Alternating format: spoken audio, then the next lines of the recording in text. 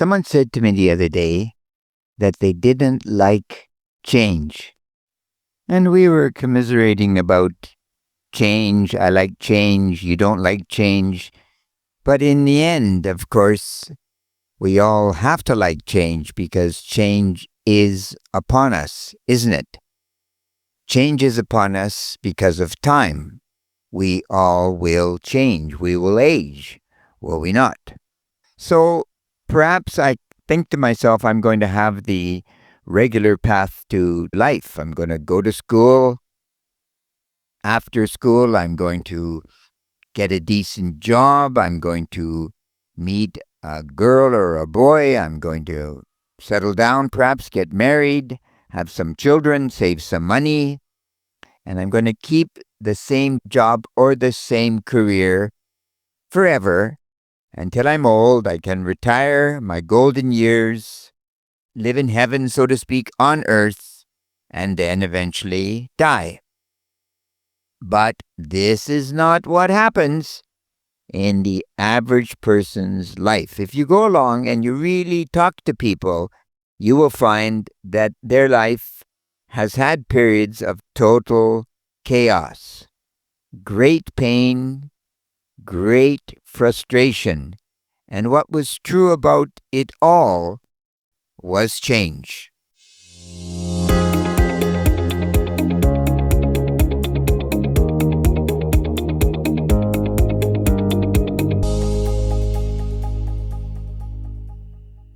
What I thought was going to occur didn't happen.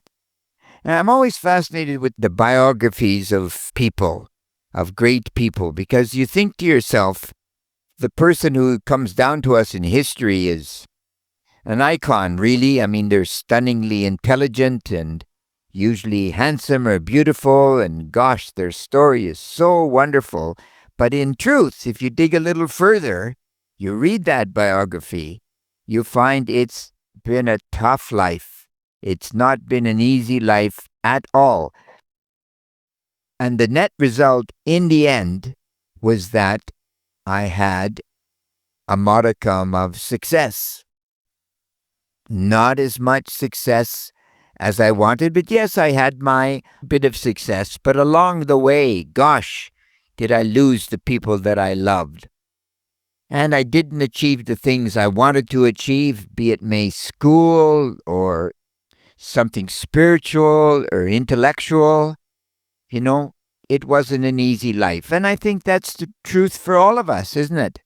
We, in a way, have to embrace change because change will come inevitably. And those that hate change will suffer perhaps even more because it will come. It will come. So I think at the very beginning, when we're relatively young, we have to remind ourselves to cultivate, I guess, what you could call maybe emotional resilience or strength. We have to be able to say, there's no one like me. There never has been, and there never will be, but I must get on with opening the door to me.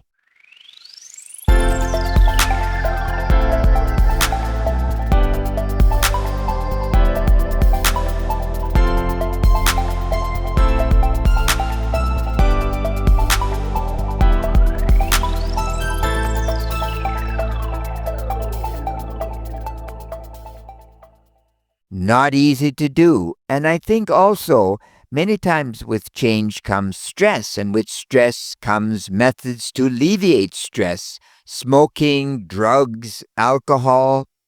I was listening recently to Anthony Hopkins, the famous actor, and he said that at 35 years old, he was under tremendous stress, and he was slowly gaining a foothold in his career, but he realized this was it, unless he made some radical change. So he quit alcohol 50 years ago. He quit.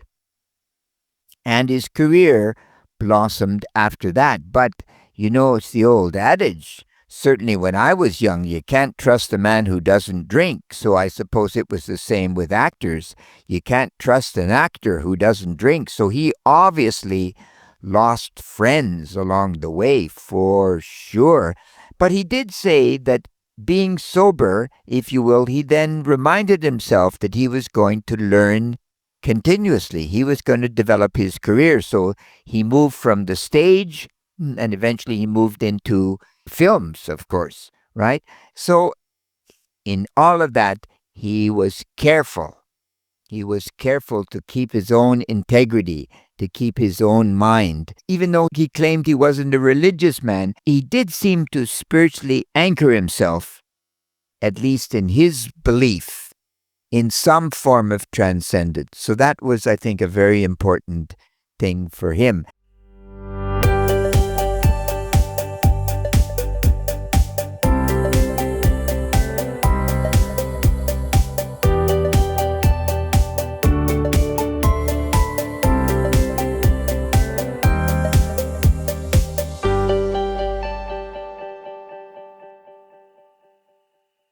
And I think all of us are not any different at all. There are things in life that are not good for us, whatever they may be. It might not be things along this nature, but it could be something else.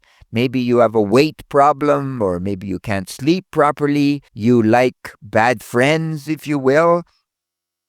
Perhaps you're abused or misused or taken advantage of at times, and you have to learn to say no. And sometimes it's very difficult, isn't it? Especially when you're with childhood friends or maybe even your own family, So I think embrace change. It is a very important thing. And I think I have to remind myself, why am I here? Me. Why am I here? What's my mission? What's my mission? I don't know, but I'm going to figure it out somehow through my notebook, through introspection, through prayer, whatever it is. And ultimately, what happens when I leave here? Close off that piece of fear, right? Don't bother to worry yourself, because transcendence in that sense will happen anyhow. Just find a faith that you feel comfortable with. For sure, a la John Hick, the great theologian who, of course, believed that there are many paths to God. So, in that sense, then, when you think of change, think it's inevitable, it will happen. Even though I won't like it, I'm going to go with it for sure. And you know what they say? You know what they say. Critical thinking is everything, especially when it comes to change. And critical thinking is great. Truly great.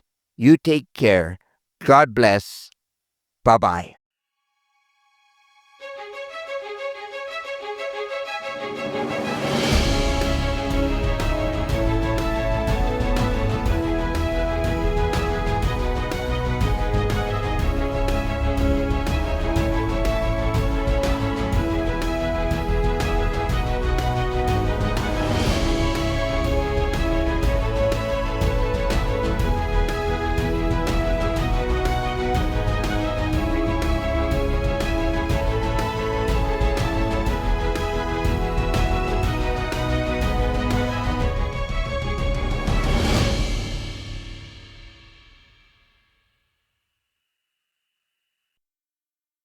Hello, Leon here. Well, today we came to experience what it means to be in Spain. The weather was, around 39 degrees, if you can believe such a thing. It is the 30th of June, and we're pushing on. Today we went from Logroño through Navarrete, and we finally we stayed the evening in Najera. And our overall theme today, I thought, was quite interesting, and it's change. When you think of change, what do you think of? Now, many people, of course, believe, I think in the modern era, certainly, that nothing will change. Life's pretty good, isn't it? We have enough to eat, and most of us have fairly decent jobs. We have extra income, etc. So nothing will change.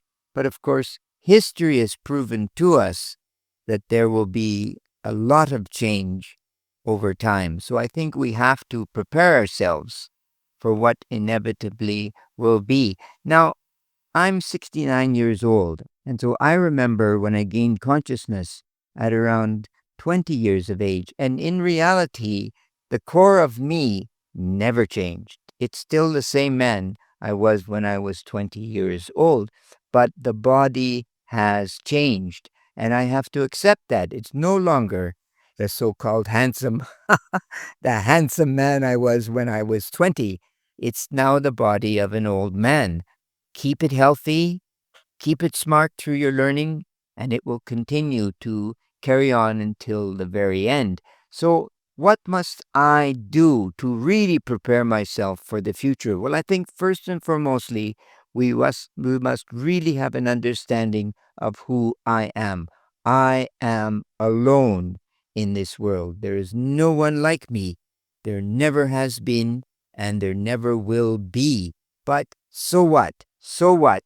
Unless I go and work on me. But I believe that I do have an intrinsic relationship with God, Allah, the universe, universal consciousness, as Jung describes it. So if I really believe that I have that reality, then I can accept the change that will occur on an ongoing basis. And just like we're experiencing today in Spain, just hot beyond imagination, but we had to push on. We had no choice, because if we did not push on, we would have to stop. And eventually, we would still have to get to our destination, so we had to be a little bit brave. So, in my estimation, what we must do on a daily basis, we must write in our notebook, we must make our bed, we must say our prayers to God, and we must make sure that each and every day is a positive day, and slowly but surely accept the change, because change will come.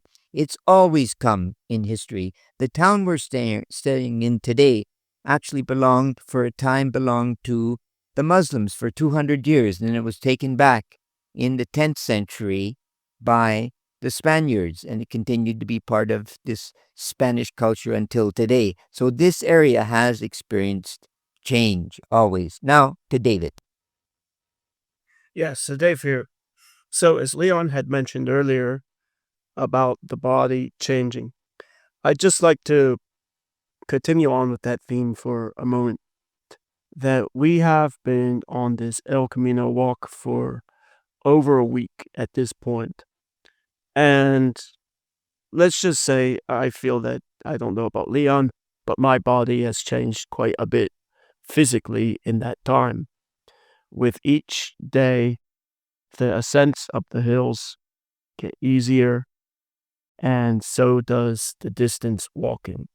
Just a week ago, to walk 20 or 25 kilometers felt like your legs were on fire. Now it feels like nothing. And then there's the bit about carrying the 10-kilo pack on your back.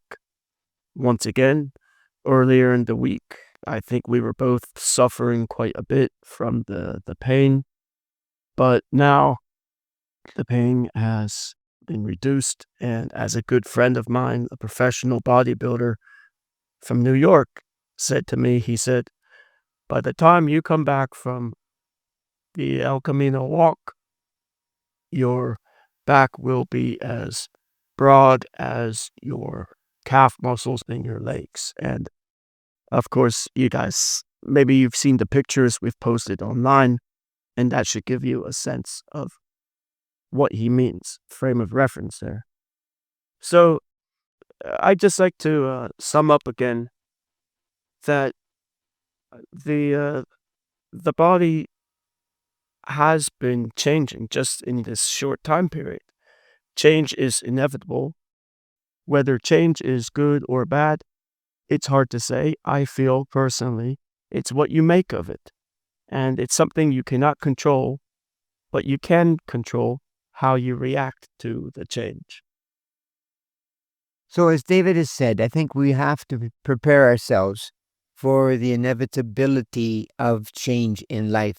And I think if you look back, once again, quick reference, if you look back in history, the Roman Empire did collapse.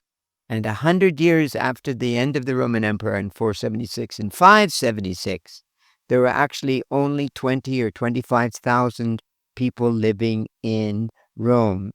At the collapse, maybe as many as 2 million. Why? Because people cannot eat concrete. They had to live and had to find food. And as a human species, we survived. We changed. And here we are today. So embrace change. It's hard to do sometimes, but don't be tricked into thinking that money is freedom and stability is freedom, because none of these things truly exist. You must take care of yourself. So you be good. God bless. Take care. Bye bye. Bye.